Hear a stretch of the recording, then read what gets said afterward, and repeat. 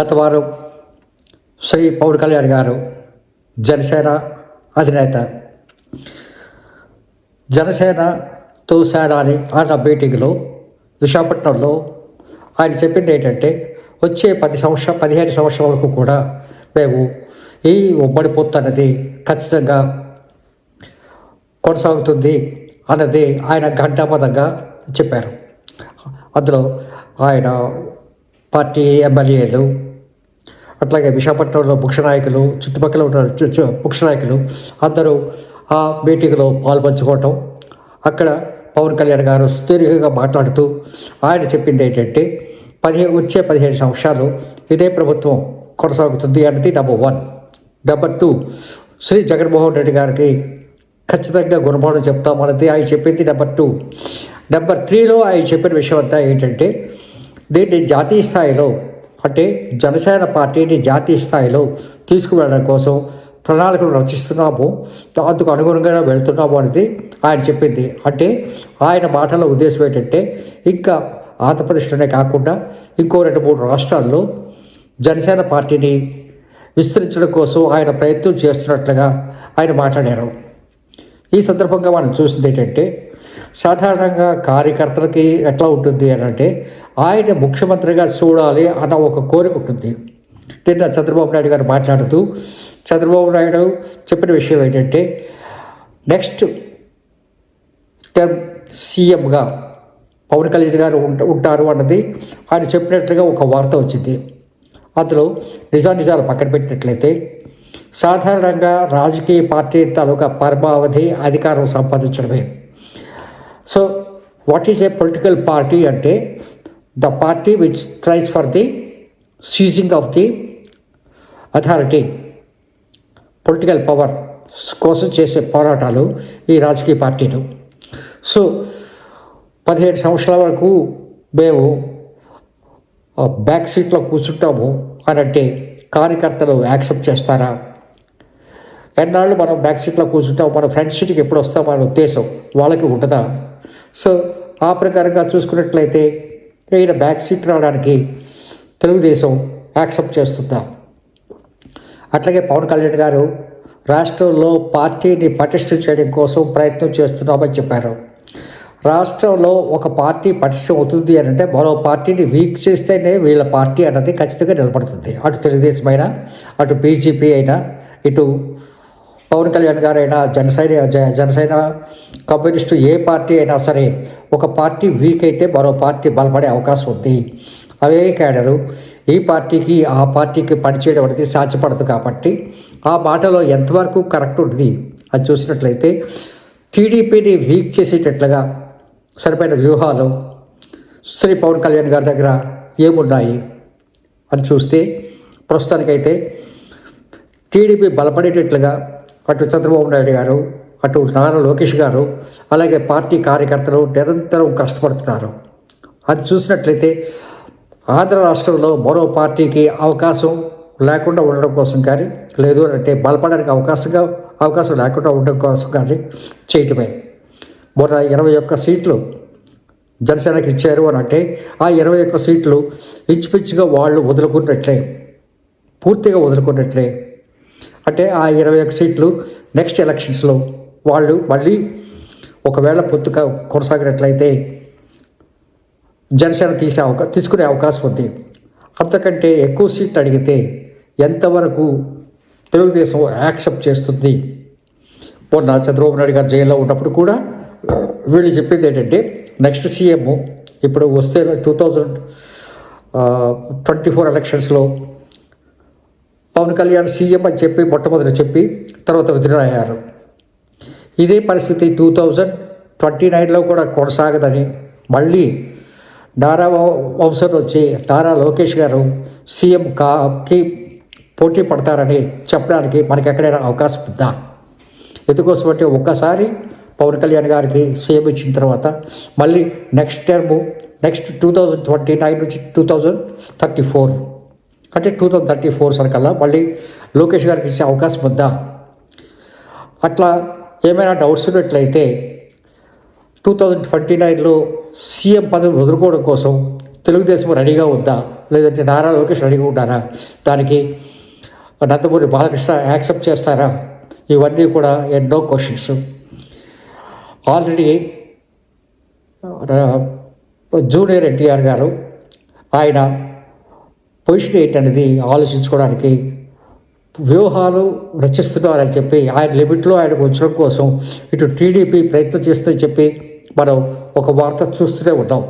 వాళ్ళ జరిగిన సంఘటనలో అన్ని చూసుకున్నట్లయితే, అంటే ఆయన ఒక సినిమా ఫంక్షన్లో మాట్లాడిన మాటలకి ఆల్రెడీ అనంతపురం ఎమ్మెల్యే ఆయన కొంచెం అసందర్భంగా మాట్లాడిన మాటలు ఇవన్నీ చూసినట్లయితే ఆల్రెడీ టీడీపీకి ఇటు ఎన్టీ రామారావు గారికి మధ్యలో విభేదాలు ఉన్నాయి అన్నది మనకి కనబడుతుంది. తర్వాత అది కవర్ చేయడం కోసం ట్రై చేయడం అది వేరే విషయం. అట్లాగే పవన్ కళ్యాణ్ గారు ఇతర రాష్ట్రాల్లో విస్తరించడం కోసం, పార్టీని విస్తరింప చేసుకోవడం కోసం ఆయన చేసిన ప్రయత్నాల కోసం వస్తే ప్రస్తుతం మనకు కనబడుతుంది ఏంటంటే, పవన్ కళ్యాణ్ గారు బీజేపీ ఎజెండాని తన భుజం మీద వేసుకొని అటు దక్షిణాది రాష్ట్రాల్లో బీజేపీ పెరుగుదల కోసం ప్రయత్నం చేస్తున్నారు. ఆ ప్రయత్నంలో జనసేనకి కూడా కొన్ని సీట్లు వచ్చేటట్లుగా చూసుకునే అవకాశం ఉందా? ఒకవేళ చూసుకునే అవకాశం ఉన్నా సరే ఆ రాష్ట్రాల్లో జనసేనకి సరిపోయిన వనరులు కానీ, లేదు అంటే జనసేనకి సరిపోయిన కార్యకర్తలు కానీ తయారు చేసుకునే సత్తా, సమయం అటు పవన్ కళ్యాణ్ గారికి ఉందా?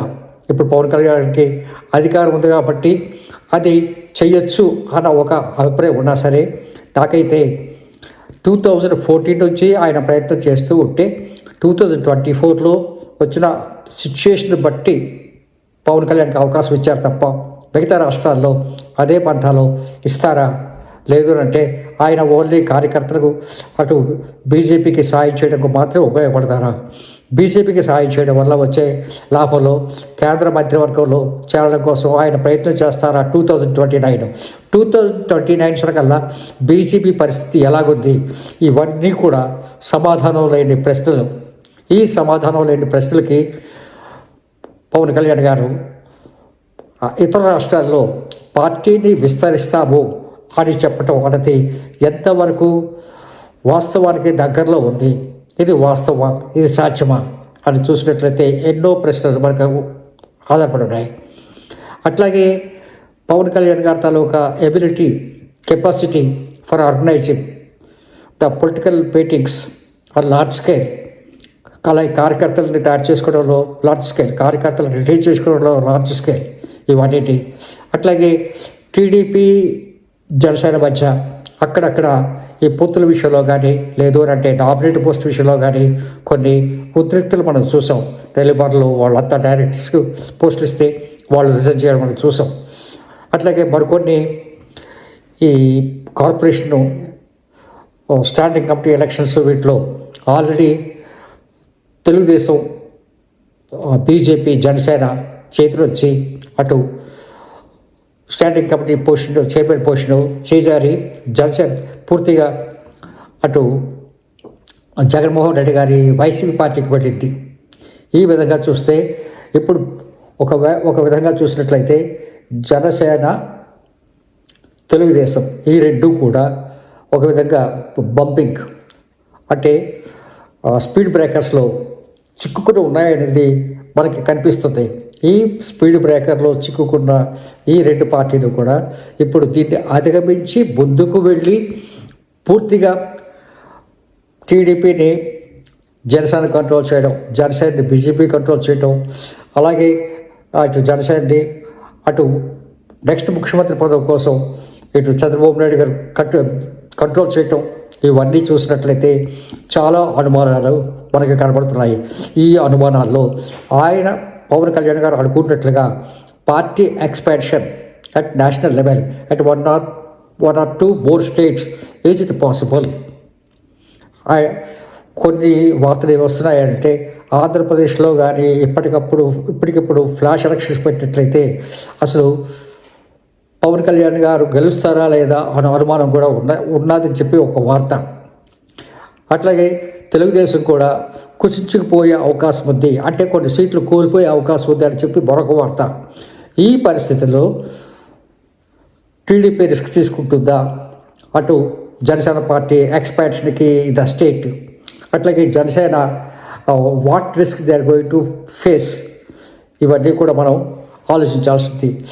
అట్లాగే ఒక విధంగా చెప్పాలంటే అటు విజయ్ పార్టీ, ఇటువైపు టీఎంకే పార్టీ, ఏఐడిఎంకే పార్టీ బలంగా ఈసారి ఎలక్షన్స్లో తలబడిపోతున్నాయి. ఈ తమిళనాడు ఎలక్షన్స్లో ఈ మూడు పార్టీల మధ్య ఈ గేమ్ చేంజింగ్లో పవన్ కళ్యాణ్ గారు నిజంగా గేమ్ చేంజర్గా రాగలుగుతారా?